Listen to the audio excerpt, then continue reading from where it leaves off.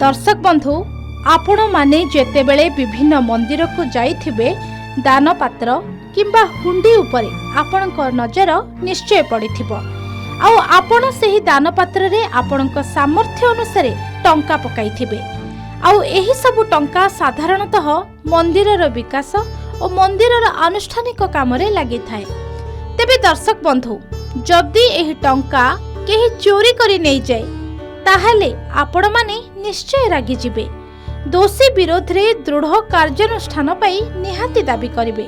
हाँ आज्ञा, एभली एक घटना सतरे घटी जाइछि जहाको सुनिले आपण अधिक आश्चर्य होई जिबे। कारण ए टंका को नेई जाइथिबा लोक आउ के नुहे बरं सेही मंदिर रे पूजा करुथिबा जणे पुजारी, जे कि मंदिर दानपात्ररू कोटी टंकारु ऊर्ध्व टंका पाइबा परे टंका धरी चंपट मारिछंती मंदिरर पूजक। हाँ आज्ञा, एभली एक घटना घटिछि मथुरा रे। 1,09,37,200 टंका ने फेरार मंदिर पुजारी, जे मंदिर रे सबुदिन ठाकुर को पूजा करती, सेही मंदिर से केमिति टंका ने छू मारिले ताहाकु नै सोशल मीडिया रे बेस चर्चा सुनिबाकु मिलिछि। आसंतु संपूर्ण खबर उपरे नजर पकेइबा।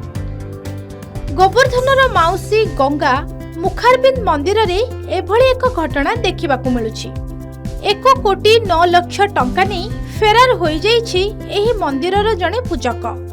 एही पर्याप्त टंका बैंक रे जमा करिबा पई बाहरी थिले, किंतु पूजक बाबू बैंक रे पहुंची नथिले। एमिति कि तांको फोन मध्य बंद रहिथिला। एहा परे तांकु मंदिरर कर्मचारी खोजिथिले, किंतु तांकु पाई नथिले। एहा परे मंदिर कर्मचारी एही विषय संपर्क रे थाना रे एतला देइथिले। एहा परे पुलिस पूजक घर को जाई 71,92,000 टंका जबत करिछि। एहा छडा बाकी टंका उपरे तदंत आरंभ करिछि। एहा परे मंदिर प्रशासन और पुलिस गायब पुजारी को खोजिबा आरंभ कर देइछंती। तेबे पूजकंको घरु 71,92,000 टंका मिलिछि। बाकी टंका सह मंदिरर पूजकंको खोजुछि पुलिस। चंपट मारिथिबा पूजकंको कोनोसी सूचना मिली पारि नाही। तेबे दर्शक बंधु, रक्षक जदि भक्षक साजे ताहले कहिबा काहाकू।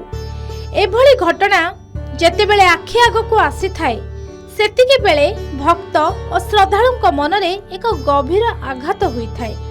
ठाकुरंक उद्देश्य रे जेउ दान दक्षिणा भक्त देई थाए ताहा जदि एभली कि चोरी करी नै जाय ताहले कोन करा जिवो ताहा एबे प्रश्नवाची सृष्टि करिछि। जदि आपणक अंचल रे एभली घटना घटे तेबे आपण कोन करिवे? मतामत निश्चय देबे। ब्यूरो रिपोर्ट, के न्यूज ओडिशा।